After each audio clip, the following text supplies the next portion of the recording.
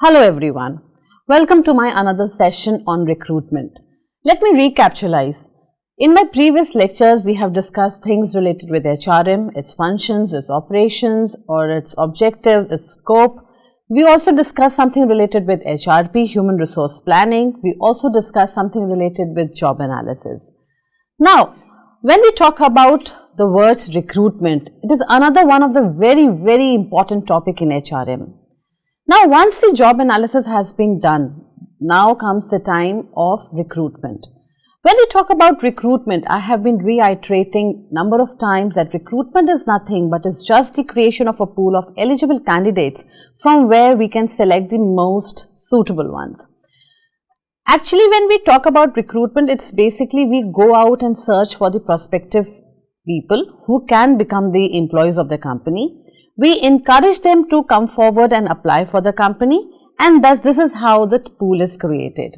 So basically going and searching and motivating people to come forward and applying for the job is only termed as recruitment. Before I start with my topic on recruitment, there's one more word which you all should know, that is selection. Recruitment and selection, they both are the words which go hand in hand. And it is said that recruitment is a very positive function, whereas selection happens to be a negative function. Reason being, in recruitment, we are asking people to come forward. We are asking or we are searching for the right people who can be a part of our company. And whereas in the case of selection, we are rejecting number of candidates. So let's begin our session on recruitment. As you can see on the screen also, it is mentioned that in human resource management, recruitment is a process of finding and hiring the best and most qualified candidate for a job opening in a timely and cost-effective manner. Now, what happens in any of the company? Every company tries to cut corners. So, definitely every company wants that any of the process which is being carried out by the HR department, it has to be cost-effective and time-effective. So, if in a less time or within the limited cost, we are able to get the most productive people for the company, that is one of the biggest asset that we have. Therefore, basically in HR, recruitment is just creation of the pool of eligible candidates. It can also be defined as a process of searching for the prospective employees and stimulating and encouraging them to apply for the jobs in an organization. Now, this is very essential. In the entire system, it is not necessary that everybody will come forward and apply for the job vacancies that have been advertised. Thus, we have to motivate people, we have to tell them about what is good about the company, and we actually ask them to come forward and apply for the company. But one thing you have to bear in mind also, that even if anybody applies in number of the companies, a person will not be able to work simultaneously in all the companies. Therefore, the choice lies with the candidate to decide with which company he or she wants to work with. But the efforts are always taken to encourage people to come forward and apply for the jobs. It is one of the process with the full life cycle that begins with the identification of the needs of the company with respect to the job and ends with the introduction of the employee to the organization. When we talk about recruitment, recruitment is basically the first interaction of the person with the company. Now, when the person is applying, he is getting in touch with the company for the first time. The first impression is the last impression. So, if the person gets a good impression, naturally he will be motivated to come forward and apply for the job, and if a good offer is made by the company to the prospective employee, he or she will definitely accept it. According to Dalton E. McFarland, the term recruitment applies to the process of attracting potential employees to the company. Now, what do we mean by potential employees? Potential employees mean they have not yet become the employees, but they have the capacity to become the employees of the company. According to Yoder, recruitment is a process to discover the source of manpower to meet the requirements of the staffing schedule and to employ effective measures for attracting that manpower in adequate numbers to facilitate effective selection of an efficient working force. Now, my dear friends, it is very essential that we get the right set of people in our company. If at any point of time, if the recruitment process is poor, we are not going to get the right set of people in the company, and then definitely everything will topple down. So, nobody wants that wrong people, they should come in our company. If you all remember, when we were talking about the functions of HRM, we had also discussed about the managerial and operative functions. So when we discuss about the managerial functions, we discuss about planning, organizing, staffing, directing and controlling. So staffing is basically the right person at the right time for the right kind of a job. So how do we get it? We actually get it with the help of recruitment. Now, as you can see on the screen also, there is a process of recruitment. Now, when we talk about the process, basically it implies how we are going to proceed. A good recruitment process can actually minimize the time involved in searching, interviewing, hiring and training.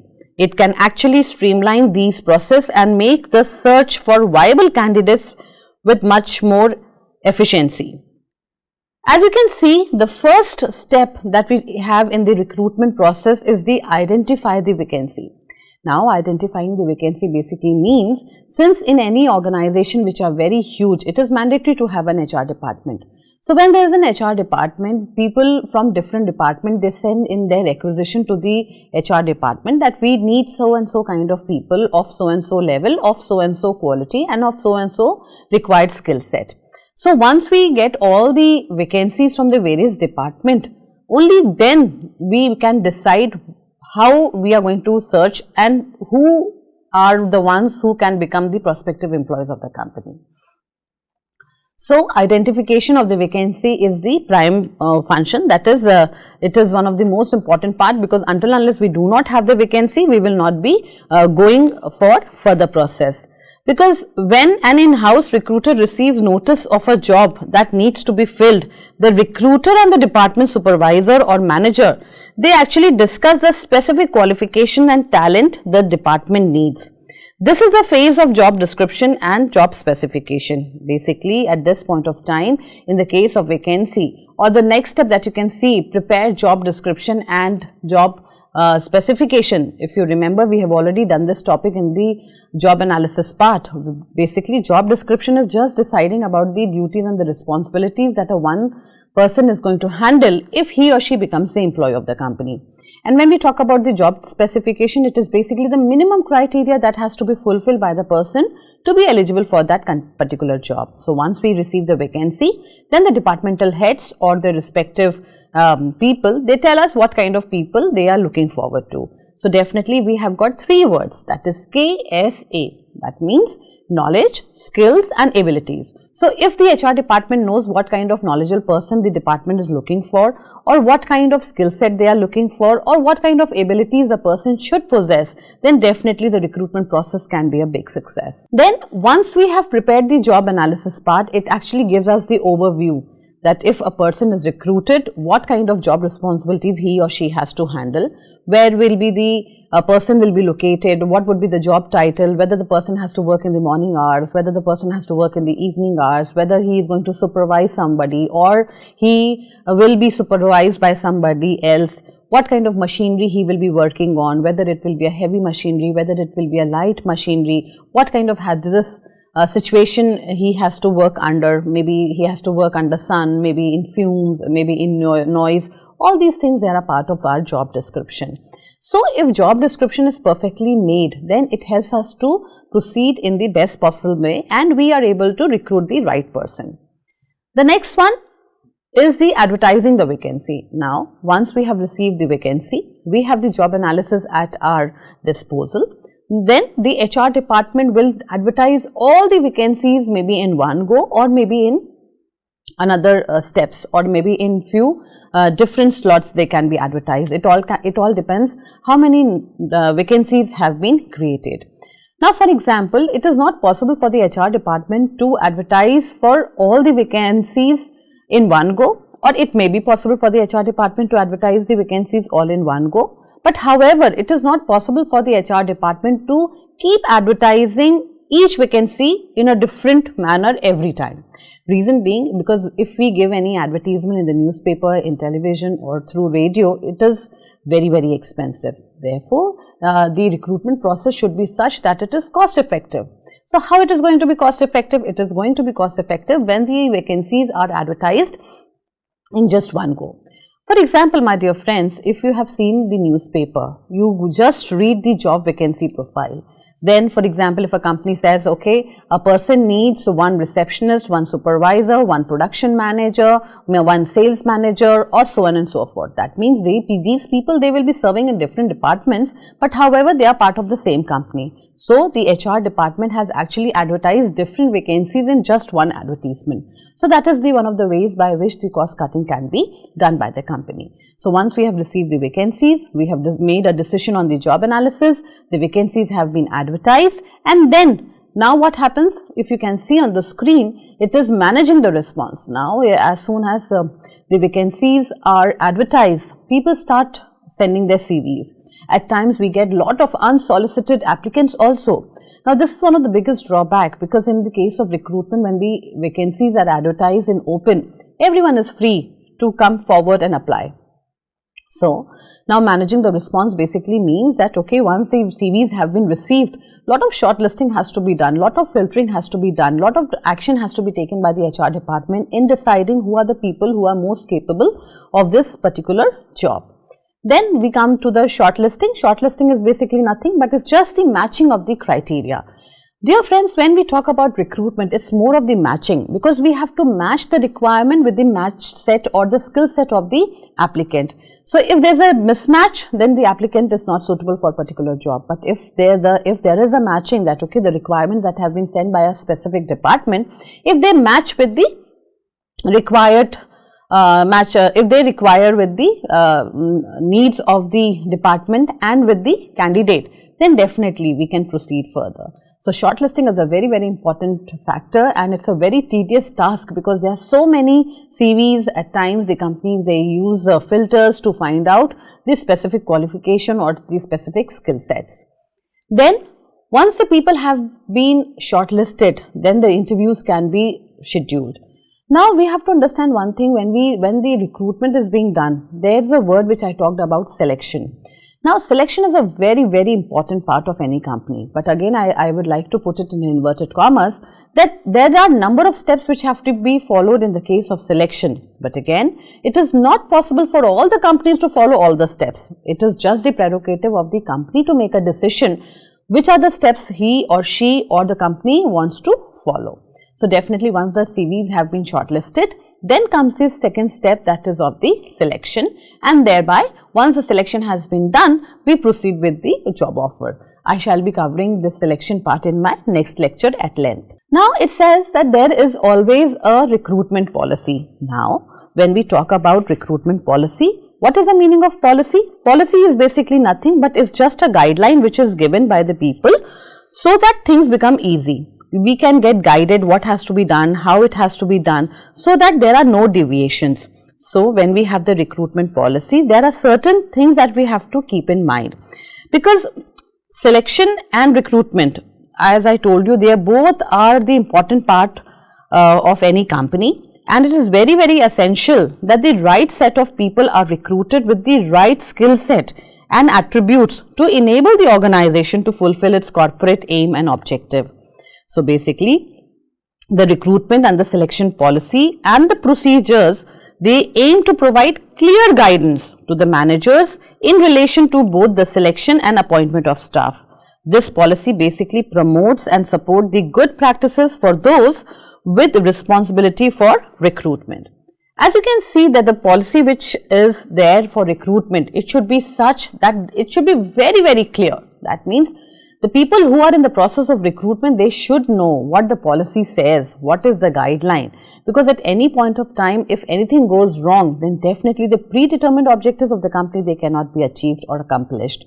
Hence, it is very, very imperative that at any point of time, if people are proceeding with recruitment, they have to follow the policy which has been drafted by the top executives of the company. Then, the policy must be non-biased policy. Non-biased policy basically means that there should be no demarcation on the basis of caste, creed, sex, religion or demographic factors. If anything happens in this criteria, then it is definitely detrimental to the interest of the company on the whole. Hence, it should be a very, very non-biased policy. Clear-cut guidelines to be followed for recruitment and selection and induction, that is the hiring policy. So when we talk about hiring, it encapsulates three things: recruitment, selection and induction. So definitely you have to understand that recruitment comes first, then comes the selection, then comes the induction. Induction is basically introducing the people to the company or the orientation of the employees or the new employees.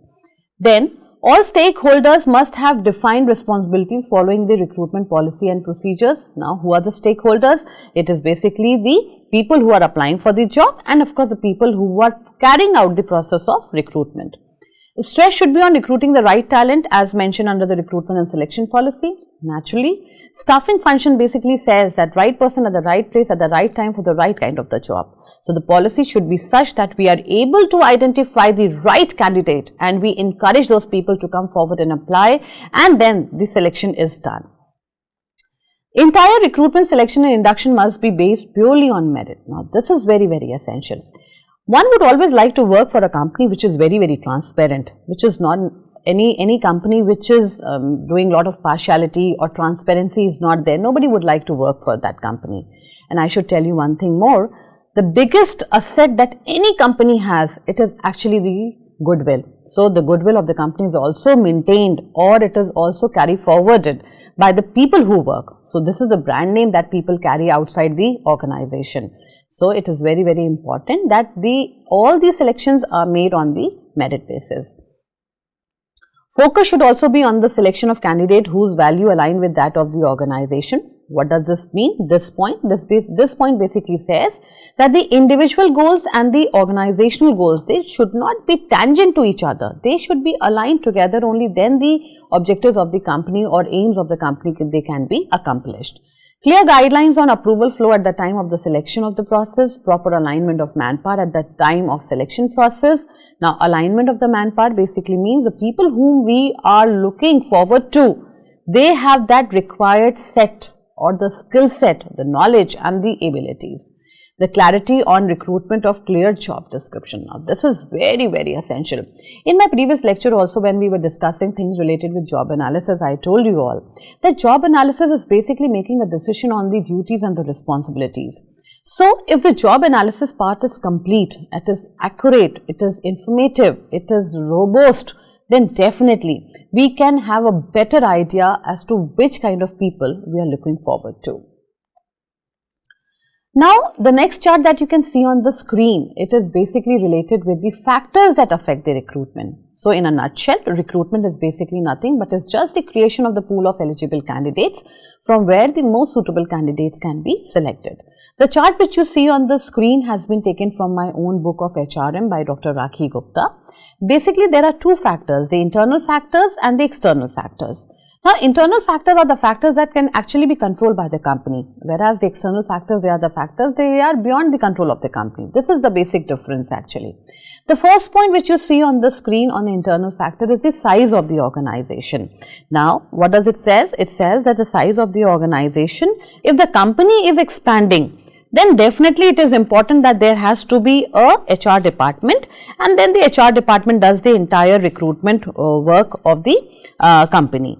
So definitely if the company wants to expand the business, recruitment planning is mandatory for hiring more resources and the vice versa.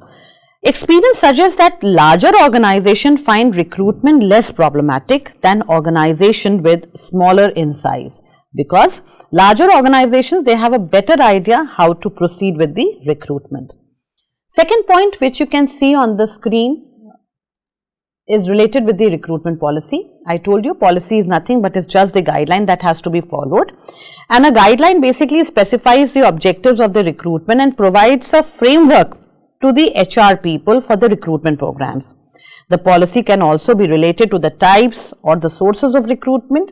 Each source comes with their own pros and cons. I will be discussing that also.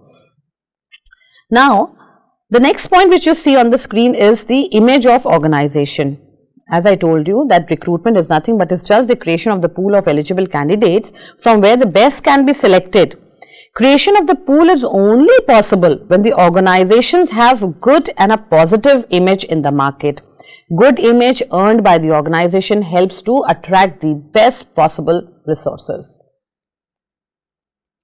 Then image of the job. Now, image of the job, it says that any job which is being advertised, if the job is very attractive in terms of its title, in terms of its responsibilities, in terms of its the role it plays in the company, people are always attracted. However, in the image of job also, jobs which earn good image in terms of salary, promotion, incentives, rewards, recognition, good working condition, growth opportunities, they are the ones who actually attract highly skilled candidates.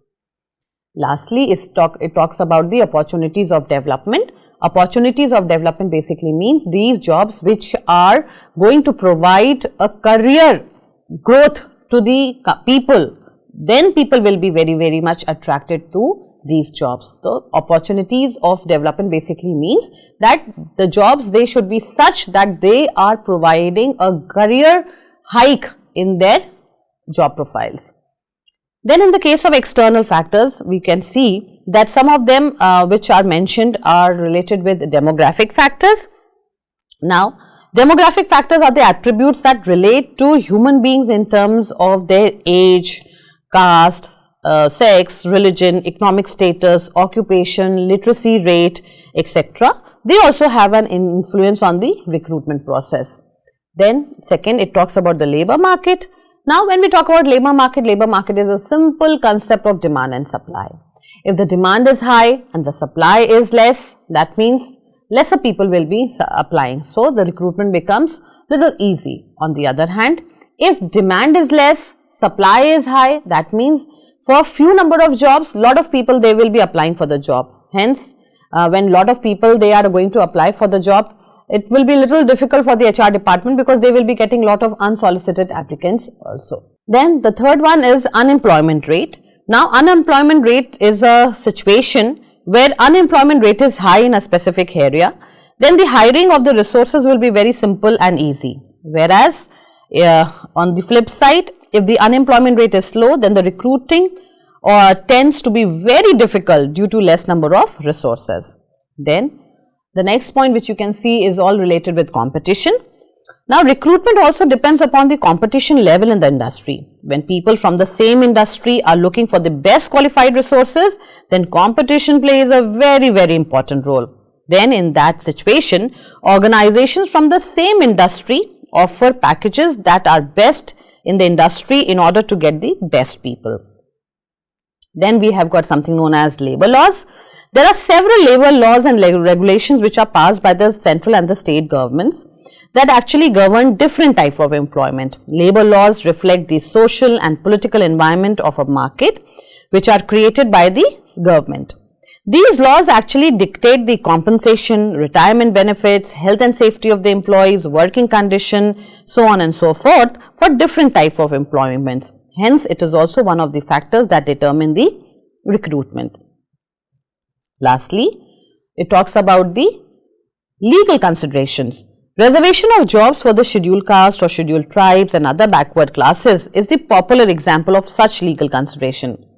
At times, job reservations for different categories are the best example of legal consideration. So, definitely they also have to be kept in mind when any kind of recruitment is being done by the company. Now, before I proceed, there is one concept which is known as the internal and the external recruitment also. Now, when we talk about the internal and external recruitment, what is the basic difference? In the case of internal recruitment, they are basically known as the sources of recruitment. When we talk about the internal sources of recruitment, it basically means that the vacancies which have been created, they are being filled up by the people within the organization. That means we are not going out of the organization and searching for the prospective people and encouraging them to apply for the job. It is the people who are already available, and within that particular area, people are willing to fill up the vacancies. Now, and when we talk about external recruitment is nothing but it's just that we are going beyond the boundaries of the company and searching for the prospective people, encouraging them and applying for the job. And I shall be discussing those aspects in few minutes from now. But before that, let me tell you whether it is the internal sources or whether it is the external sources. Both of them, they come with their respective advantages and disadvantages. Now, when we are talking about the internal and external resources, they are certain advantages and disadvantages associated with them. For example, in the case of recruitment, internal recruitment, one of the biggest advantage that one can get, it is related with that it is very less risky. People are already accustomed to the ways of the company, and then we can always find good people working in a company. They may be given some growth opportunities, they may be promoted, they may be transferred. So definitely it keeps up the morale level and the motivation level of the people very high. Let me make it very clear, when we talk about motivation, it is individual aspect, and when we talk about morale, it is basically the group aspect. So when people are being selected for higher position from their own employees, then definitely it's a big boost in the motivation and the morale of the people. And it is very less risky. It takes lesser time, it's cost effective, it's time efficient. So all these things, they are the advantages of the internal sources of recruitment. However, one of the biggest drawback with the people in the case of internal recruitment is that at times there can be some conflict among the employees, and at times people are not ready to accept the changes. At times there are limited options which are available with the company, and at times there is always a employee resentment. Basically, employee resentment basically means people who are not selected, they will not be very happy. And when people are willing to join internally, then candidates' current work, it can also get affected. On the other hand side, when we talk about the external sources, there are certain advantages and disadvantages. For example, when we are talking about external sources, definitely the biggest advantage that any company has is that they get a better choice. A lot of people from different areas, they apply for the job, and they come with their different skill set, with their different KSA, knowledge, skills and abilities. They bring in with themselves the innovation, the experience, all that can be utilized for the benefit of the company. However, in the case of external recruitment, another advantage that we get is definitely people who are new to the organization, they are away from the internal politics of the company. They are all oblivious of what is actually happening in the company. So they are not a part of that internal politics.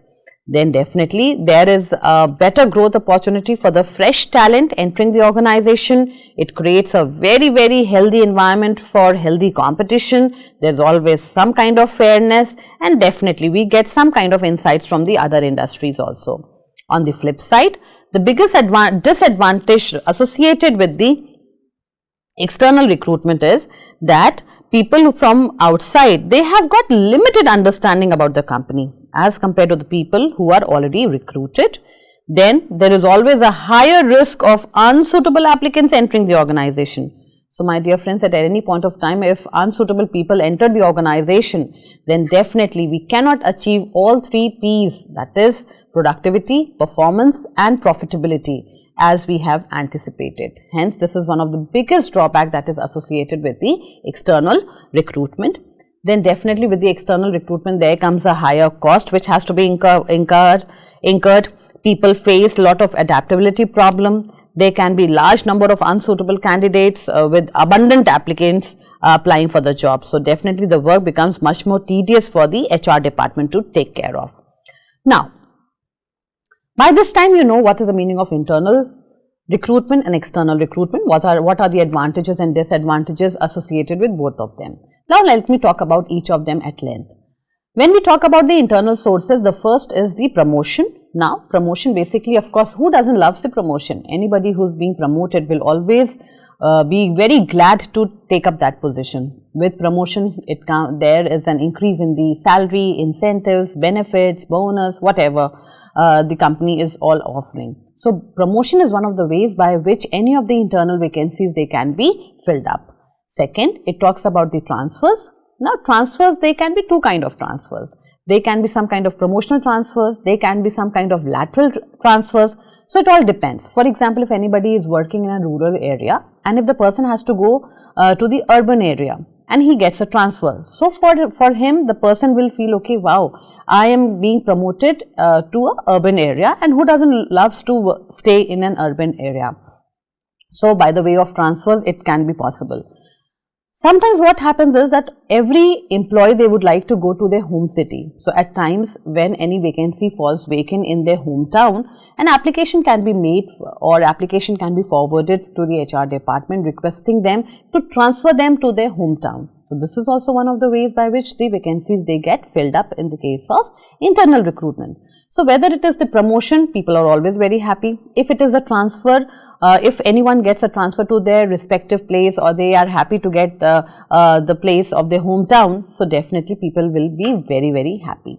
So with the help of transfers and promotion, the vacancies they can be filled up. The next one which you can see on the screen is all about the internal notification, retirement, recall, former employees, employee referrals, dependents of the deceased employees. Now, internal notification basically means advertisement.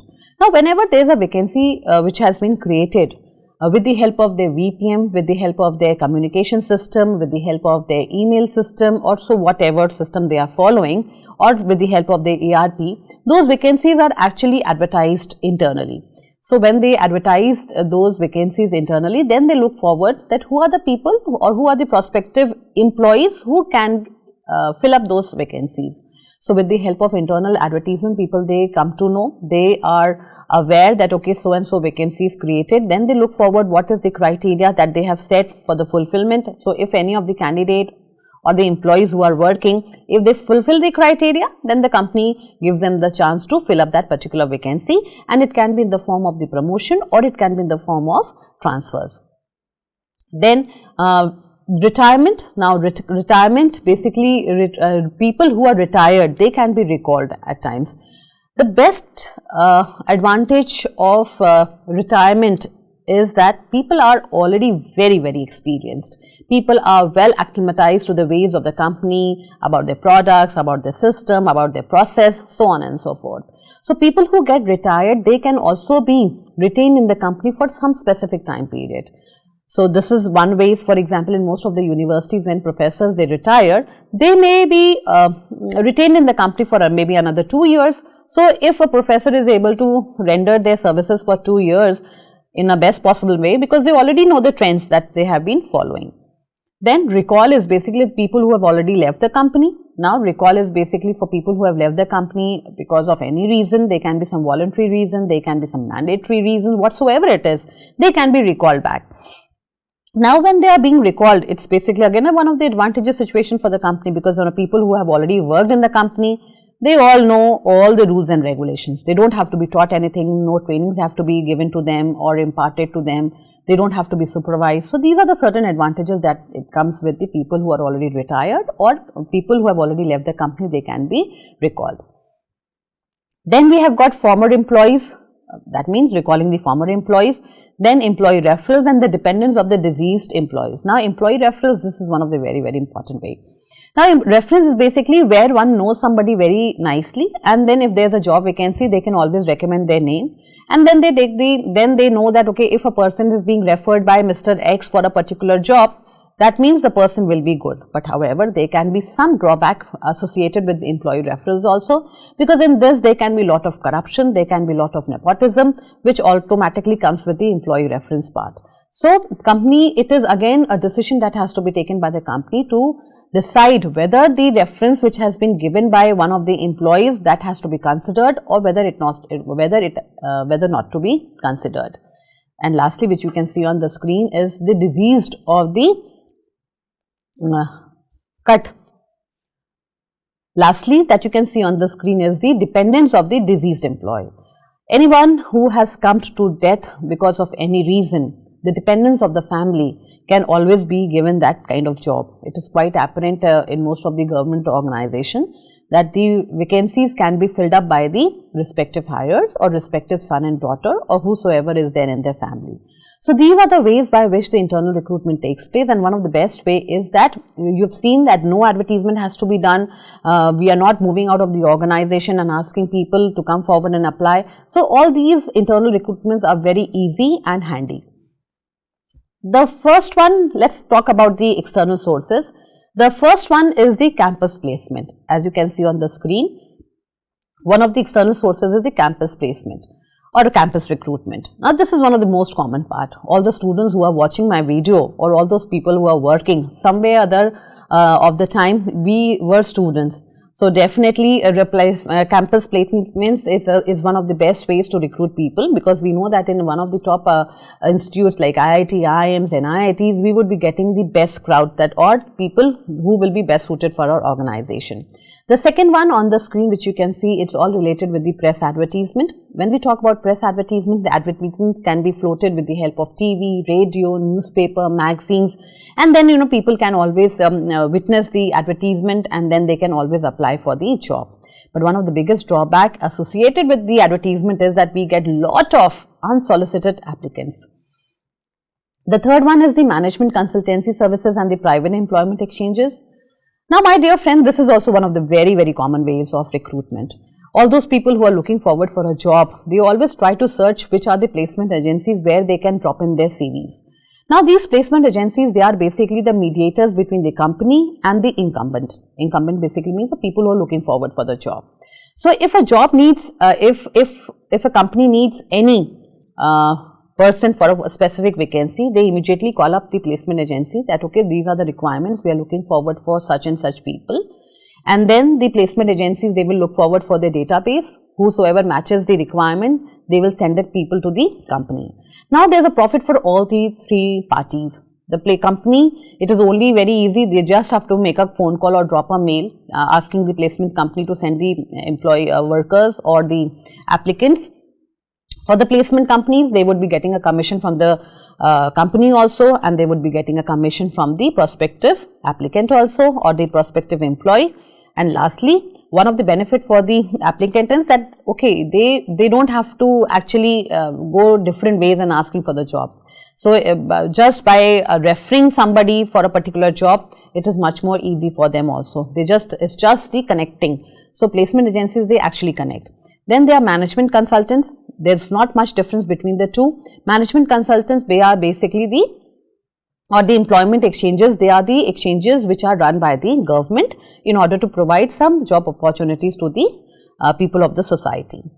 Then we can see that there are some management training schemes. Now, what is this management training schemes? We know that a lot of people, they go for internships. So, while they are doing the intern, the prospective managers or departments of the heads, they can actually identify that, okay, these are the people who can become the employees of our company. Because, when we work during our intern, we are giving our best shot. So, that is one of the ways also, that with the help of internships and the training schemes, people, they can be recruited permanently for those vacancies which have been advertised. Then we have got something known as the walk-ins, write-ins and talk-ins. Now, walk-in and talk-ins and write-ins, you can see that people simply walk into the company and ask that in case if there is any vacancy. If there is any vacancy, then the company can always tell them, okay, the vacancy is there, or they can always drop in their CVs, or they can always drop in a phone call, or they can always drop in their CVs with the help of internet. Then we have got some miscellaneous external sources. Now, miscellaneous external sources, the first one is the e-recruitment. E-recruitment is one of the best ways these days. Everyone is encashing, or everyone is leveraging the bliss of technology. That is, with the help of internet, the people, they can float their CVs to number of companies simultaneously. At times, lot of companies, they have created a specific column of careers, if you see. So, people can always drop in their CVs for careers. Then there is a link, you can always upload your CV. The second one is the casual callers. Now, casual callers are the people who are they are not looking for the job, but casually they have just dropped in their CV, that in case if there exists any vacancy, then they can be called over.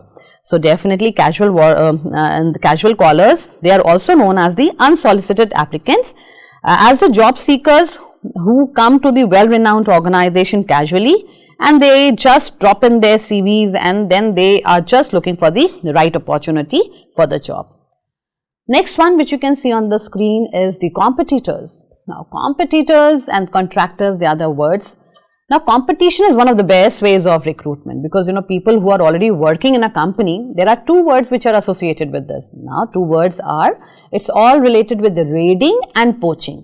Now, what is the meaning of poaching? Poaching basically means you are actually capturing on the person who is already working good for one of the competitors. You are trying to entice that person by giving a better salary pay, by having better benefits or allowances, and you're trying to snatch away that employee to your own company. So that is the way the companies they work. They don't have to go out and search for the prospective employees, but they just look at it, look at their competitors. Okay, Mr. X is doing well and the company is having exponential growth figures because of Mr. X. Okay, let's capture Mr. X with better pay packages and entice them with lot of other benefits. Then there's one more way of external recruitment, which is known as contractors. Now contractors, they are just the middlemen between the company and the workers. It is basically in the case of semi-skilled or unskilled workers who want a job. So the contractors, they take up the entire work, and then these people, they are attached to the contractors, and this is how they are actually able to fetch a job. Then we have got something known as the headhunters. Now headhunters basically means headhunters. We are moving in the market trying to hunt who are the people who can become the prospective employees of the company. So ideally an agent from the company, they will be going and looking for the people who can become the prospective employees of the particular company. Then lastly, we have got something known as mergers and acquisition. Now mergers and acquisition is a way by which two companies, they are merged together. So it is very easy to get good people for the company.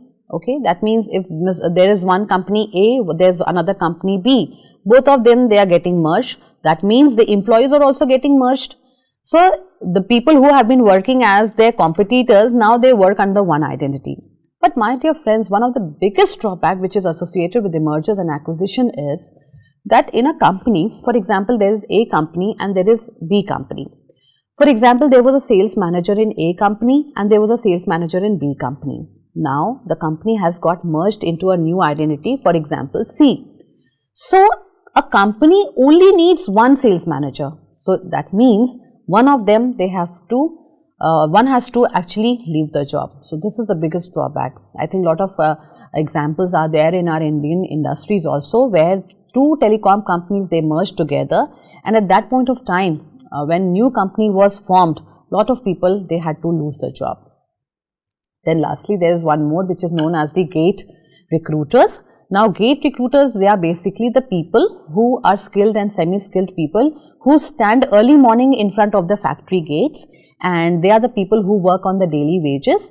And then these company managers or departmental heads, for example, if they want 500 workers or if they want 200 workers or if they want 100 workers, they will immediately open the gate of the factory. They will ask the people to come forward, work for 1 day, 2 days or 3 days as the requirement is there, and then they can always leave the job. So that is known as the gate recruitment.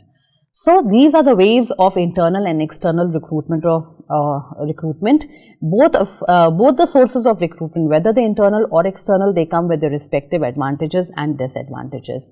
So I am sure by this time you understand what is the meaning of recruitment, what is the meaning of recruitment policy, what are the sources of recruitment, what are the factors that affect the recruitment, and definitely you know that what are the ways by which people, they can be searched for the right skill set, and they can be encouraged and they can be asked to apply for the jobs.